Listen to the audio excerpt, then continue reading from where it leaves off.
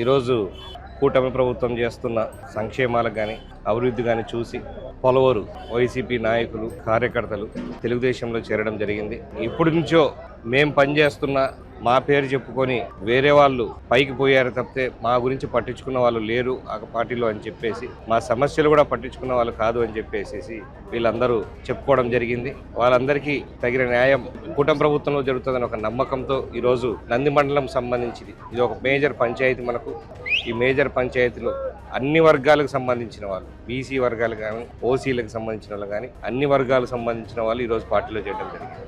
ఎందుకంటే చెప్పిన పనులన్నీ చెయ్యలేదు అని ఒక పక్క వాళ్ళు ఆరోపిస్తున్నా, మాట ఇచ్చిన ప్రకారం ఇప్పటికే 90% వరకు అన్నీ చేశామని చెప్పి జనాలు నమ్ముతున్నారు కాబట్టి ఈరోజు పార్టీలో చేయడం జరుగుతూ ఉంది. వీళ్ళందరికీ తగిన గుర్తింపు ఇచ్చి వాళ్ళందరికీ ఏమన్నా సమస్యలు ఉంటే తీరుస్తామని చెప్పి వాళ్ళకి మాట ఇవ్వడం జరిగింది. అందుకు అనుగుణంగా వాళ్ళందరూ ఈరోజు పార్టీలో జరగడం చాలా సంతోషం.